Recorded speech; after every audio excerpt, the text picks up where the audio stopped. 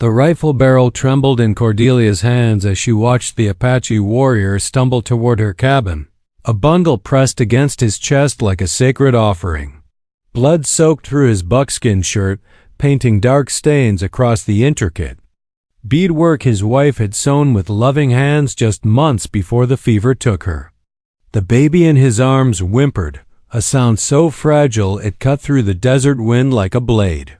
"Please," Kaya's voice cracked as he collapsed to his knees before her wooden porch, the word foreign on his tongue. He had learned it from traders, never imagining he would use it in desperation. Milk ... Baby needs. Cordelia's finger hesitated on the trigger. 3 months pregnant with her own child. Her breasts already heavy with the promise of motherhood, she could hear death rattling in the warrior's chest. His obsidian eyes held no threat, only the raw terror of a father watching his child fade. Away! The infant's cry pierced the air again, weaker this time. "Ezekiel," she called to her husband inside, never taking her eyes off the warrior. "Get the doc." But even as her husband's boots thundered across the floorboards, she knew there wasn't time. The baby's lips were tinged blue, tiny fists clenched. In hunger, without lowering her rifle, she stepped closer. "Your wife?" she asked softly. Kaya's shoulders shook. "Gone, 7 sons." The bundle stirred, revealing a face no bigger than her palm-perfect copper skin and wisps of black hair. The child couldn't be more than 2 weeks old, and already the desert had begun claiming another victim. Cordelia set down her rifle. "Bring the baby here." Kaya's head shot up, disbelief flickering across his weathered features. In all his 28 winters, no white woman had ever shown his people anything but fear or hatred. Yet here stood this stranger, her golden hair catching the late afternoon sun, extending her arms toward his dying child. I cannot ask this of you. You already have." She settled into the rocking chair on her porch, unbuttoning her calico dress with steady hands. "What's the baby's name?" "Ayana, little flower." The name rolled off Cordelia's tongue like honey as she accepted the bundle. Ayana's eyes fluttered open dark as midnight, ancient as the mountains that surrounded their valley. When Cordelia pressed the infant to her breast, the child latched immediately, tiny hands grasping at hope itself. Kaya watched in stunned silence as his daughter fed, color slowly returning to her cheeks. This white woman, whose people had driven his tribe from their ancestral lands, was saving his most precious gift with her own body. "Why?" he whispered. Cordelia looked down at Ayana, then met his gaze. "Because she's hungry. Because she's innocent. Because—" she touched her own rounded belly. "Because I understand what it means to love someone more than your own life." As the sun dipped behind the red rocks, painting the sky in shades of fire and forgiveness, something shifted between them, an understanding that transcended the boundaries. Their peoples had drawn in blood and sorrow. 3 days passed before Doc Morrison pronounced Kaya fit to travel, though the warrior showed no intention of leaving. He sat cross-legged in the shade of Cordelia's cottonwood tree, crafting toys from twisted grass and keeping watch over the woman, who had become his daughter's lifeline. Ezekiel paced the cabin's interior like a caged mountain cat, his weathered hands constantly reaching for the colt at his hip. "This ain't right, Delia. Man's got no business lingering here." "That man's baby needs feeding every few hours," she replied, gently burping Ayana against her shoulder. "Would you have me send them into the desert to die?" "His people killed. The Thompson family not 6 months back." "His people?" Cordelia's green eyes flashed. "This baby didn't kill anyone. Neither did he, from what I can see." She gestured toward Kaya through the window, watching him weave a small basket with the patience of a master craftsman. "When's the last time you saw a warrior making toys? Instead of weapons?" That evening, as twilight painted the canyon walls purple, Kaya approached the cabin. Cordelia sat on the porch steps, Ayana sleeping peacefully in her arms after another feeding. The warrior carried something wrapped in soft deerskin. "For you," he said simply, offering the bundle. Inside lay the most beautiful moccasins Cordelia had ever seen, tiny things meant for baby feet, decorated with blue and white beads in the pattern of morning glories. The leather was softer than silk, tanned to perfection. Ayana's mother made these, Kaya explained, his voice thick with memory. Before she ... Nayeli wanted our daughter to walk in beauty. Tears stung Cordelia's eyes as she slipped the moccasins onto Ayana's feet. They fit perfectly, as if made for this moment, this child, this strange new family taking shape under the desert stars. "Tell me about her," Cordelia whispered. "About Nayeli." Kaya settled beside her on the steps, maintaining respectful distance. While staying close enough to watch his daughter's peaceful face, she sang to the morning. Made the best fry bread in 3 valleys. Believed every child was sacred, no matter which people they came from. She sounds wonderful. She would have liked you. His dark eyes met hers.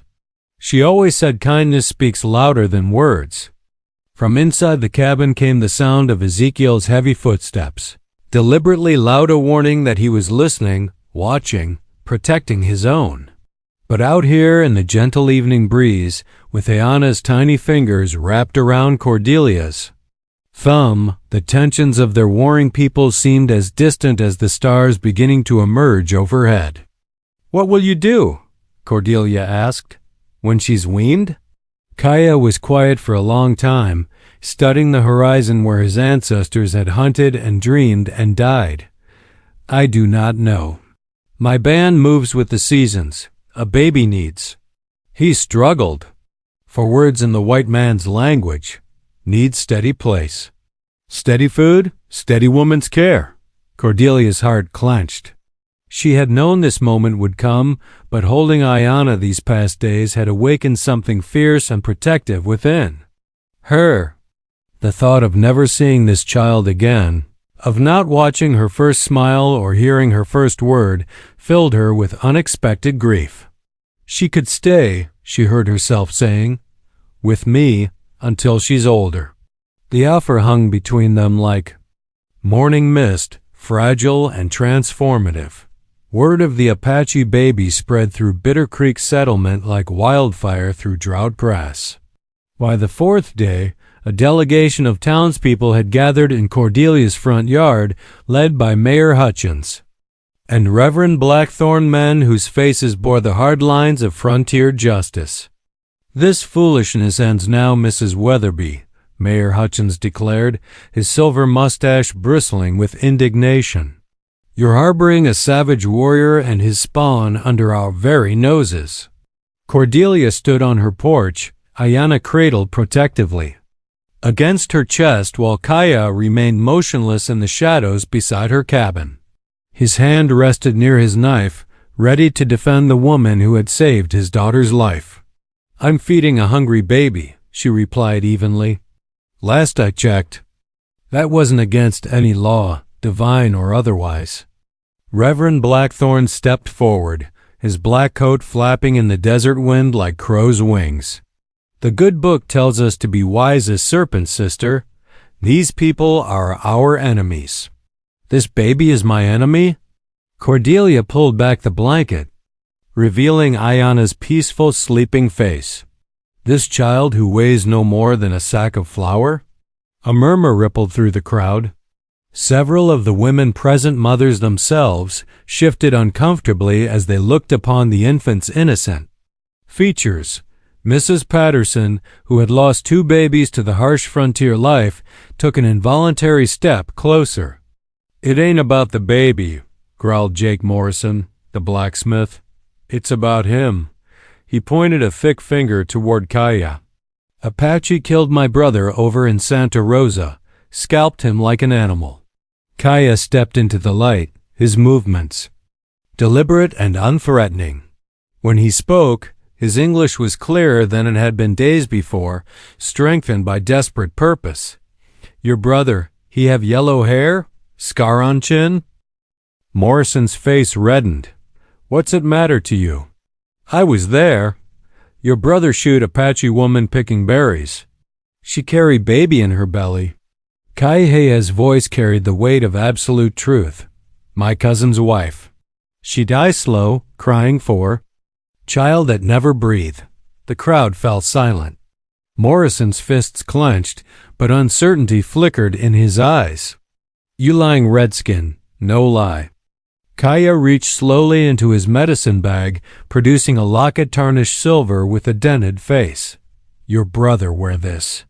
Take from my cousin's neck after he finish with her. Morrison staggered backward, recognizing the locket his brother had claimed was a gift from a Mexican senorita. The crowd began to murmur, their certainty cracking like ice in spring. Cordelia watched the exchange with growing understanding. This was bigger than one Apache warrior and his baby. It was about the cycle of violence that had consumed both peoples, generation after generation, until no one remembered who had drawn first blood. How does it end? She asked, her voice carrying. Across the yard. When do we stop killing each other's children? Ezekiel emerged from the cabin, his face grim but his gun holstered. He had been listening from inside, wrestling with truths he didn't want to acknowledge. Moving to stand beside his wife, he addressed the crowd. I fought Apache in the war. Lost friends to them, same as you all. His eyes found Kaya's. But I never seen one beg for help before. Never seen one make baby toys instead of arrows. Mayor. Hutchins sputtered. Ezekiel, surely you're not. I'm saying maybe it's time we tried something different. He looked down at Ayanna, who had awakened and was gazing up at the gathering with curious dark eyes. This little one never hurt nobody. Maybe she never will if we give her the chance. The town council meeting 3 days later would be remembered in Bitter Creek settlement for decades to come. The schoolhouse overflowed with settlers who had come to decide the fate of the Apache warrior and his child, their voices rising and falling like a storm wind through the canyon. Cordelia sat in the front row, Ayanna sleeping peacefully in her arms while Kaya stood against the back wall, present but silent, understanding that his words carried little weight in this place of judgment. The woman's gone soft, declared Mrs. Grimsby, her steel-gray hair pulled so tight it stretched her scalp. Nursing that savage baby like it was one of our own. It ain't natural. But Dr. Morrison stood to address the room, his medical bag in hand and his face bearing the gravity of hard-won wisdom. I've been practicing medicine on this frontier for 15 years. Seen what hunger does to babies, white ones, Mexican ones, Apache ones. Death don't care about the color of skin. He walked to where Cordelia sat, gently examining Ayanna with practiced hands. The baby's eyes were bright and alert, her skin warm and healthy, tiny fingers grasping at the doctor's watch chain. This child was dying when her father brought her to Mrs. Weatherby. Now look at her. He lifted Ayanna's chubby arm, showing the room how she had thrived. If that ain't a miracle worth celebrating, I don't know what is. Reverend Blackthorne rose from his seat, his Bible clutched in weathered hands. The good book tells us that even our enemies, the good book tells us to suffer the little children to come unto him, interrupted a voice from the back. Heads turned to see Martha Kellison, the settlement school teacher, rising from her chair with quiet dignity. This baby didn't choose her parents or her people. She's innocent as any child born to any of us. Mayor Hutchins banged his gavel, trying to restore order as arguments erupted across the room. Some settlers shouted for the Apache to be driven away immediately. Others, particularly the women who had lost children to the harsh frontier life, found themselves moved by the sight of Ayanna's trusting face. Then Kaya stepped forward. I speak now, he said, his voice cutting through the chaos with unexpected authority. The room fell silent, more from surprise than respect. You fear me. This I understand. Your people and mine, We make war long time. But this baby, he gestured toward Ayana, who had awakened and was looking around the room with curious eyes. She not know war. She only know hunger, cold, fear of dying. He approached the front of the room slowly, hands visible and empty. Your woman, she saved my daughter when her own people would let Apache baby die. She feed Ayana from her own body, sing to her at night when she cry, hold her when thunder make her afraid. Kaya's eyes found Cordelia's and something passed. Between them, understanding deeper than words. Ayana call her Ama now, Apache word for mother. This white woman become more mother to my daughter than I ever be father. The silence that followed was profound. Even Mayor Hutchins seemed at a loss for words. So I ask you, Kaya continued, his voice growing stronger, you want to tear baby from only mother she know? You want to send her into desert to die because her skin different color? What kind of people this make you? Mrs. Patterson stood up suddenly, tears streaming down her weathered cheeks. She had buried 3 babies in Bitter Creek's small cemetery, each loss carving deeper furrows of grief into her heart. I'll not be party to orphaning another child, she declared. If Mrs. Weatherby wants to raise this baby, I say God bless her for it. One by one, other voices joined hers, tentative at first, then growing stronger. The tide was turning, but not everyone was ready to embrace change. The first assassination attempt came on a moonless night in October, 2 months after. The town council's divided vote had allowed Kaya and Ayana to remain. Cordelia woke to the sound of breaking glass and her husband's sharp curse as he rolled from their bed, grabbing his rifle in one fluid motion. Stay down, Ezekiel hissed, but Cordelia was already reaching for Ayana, who slept in a cradle beside. Their bed, a beautiful piece Kaya had carved from cottonwood, decorated with symbols of protection.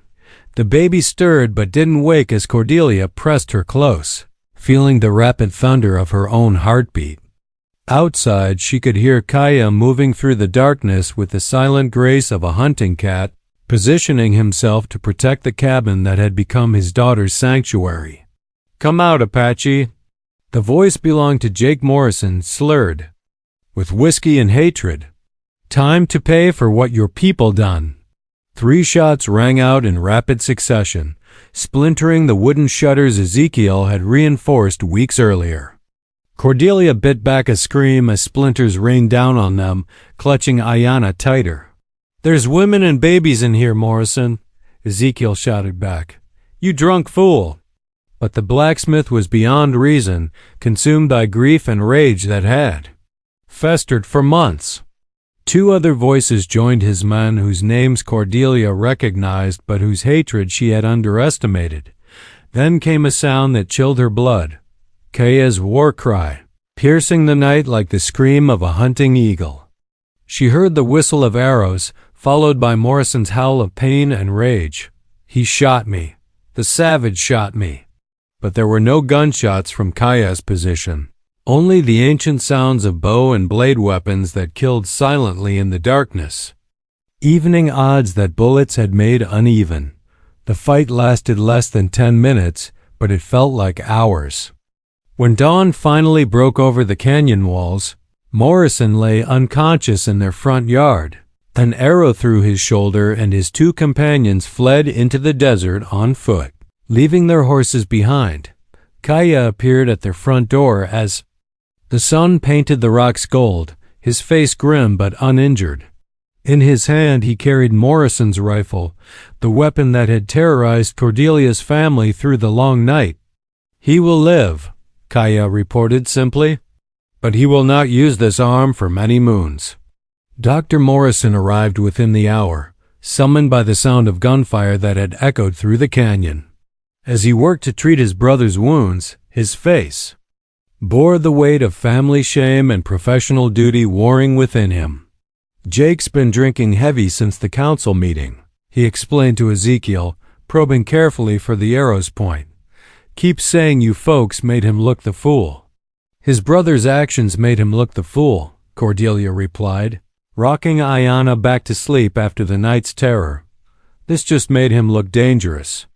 When Jake Morrison finally regained consciousness, his eyes were clearer than they had been in months, the pain and shock having burned away the whiskey haze.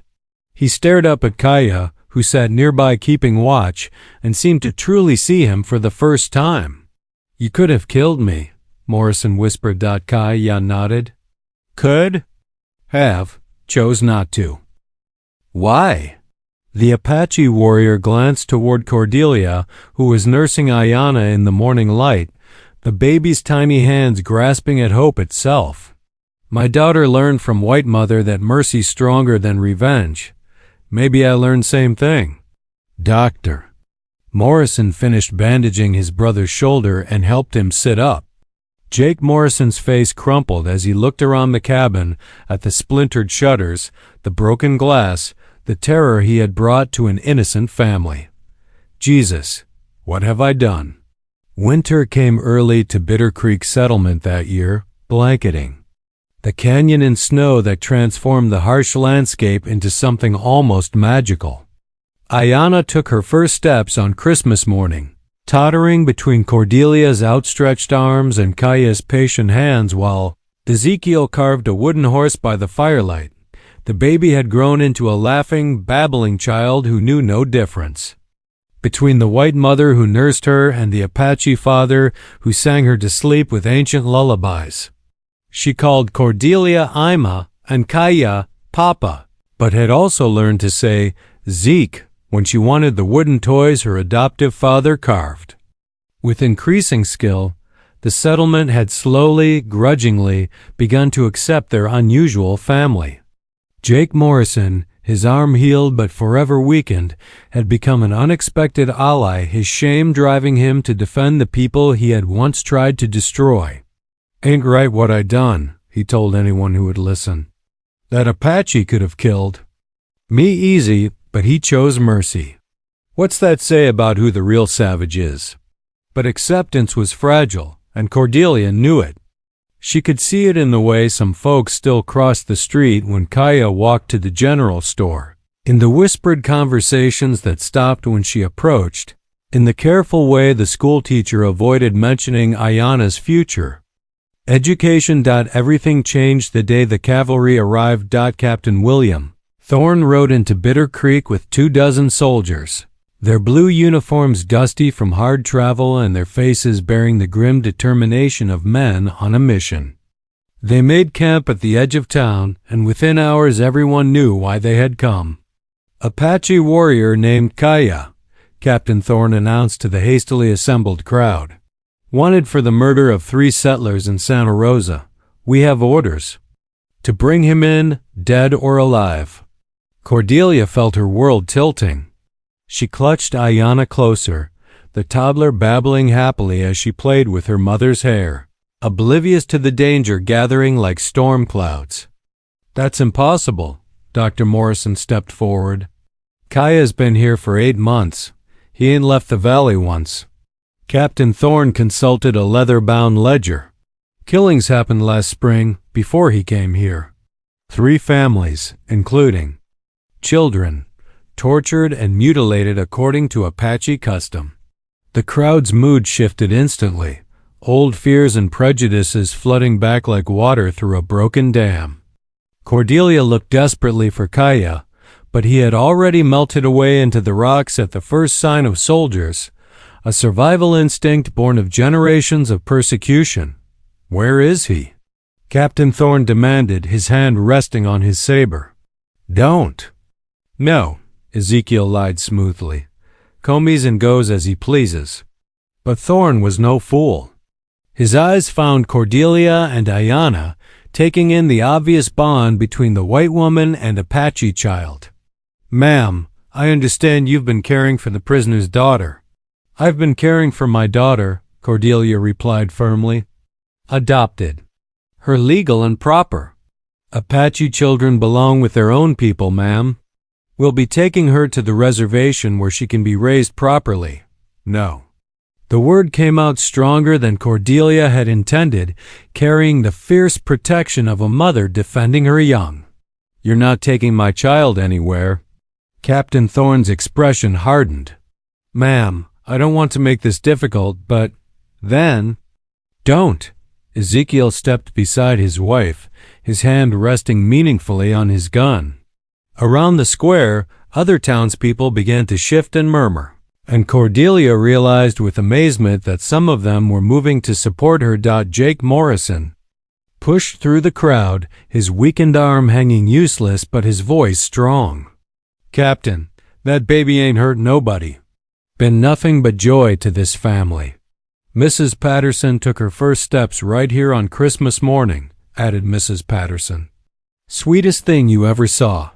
Even Mayor Hutchins, who had opposed their presence from the beginning, seemed uncertain. "Perhaps we should discuss this more carefully, Captain. The child has been here nearly a year." But before anyone could say more, a new voice cut through the tension like a blade through silk. Kai Ya emerged from the rocks above the settlement, like a spirit materializing from the canyon walls themselves. He moved with deliberate slowness, hands visible and empty, but every line of his body spoke of a warrior's readiness to fight or die. Captain Thorne's soldiers raised their rifles, but Kaya showed no fear as he walked down the slope toward them. His eyes found Cordelia's across the square, and in that gaze she read everything he could not say aloud: love, gratitude, and a father's desperate hope that she would protect his daughter when he could no longer do so. "You are Kaya of the Shirakawa Apache," Captain Thorne stated, his hand moving to his pistol.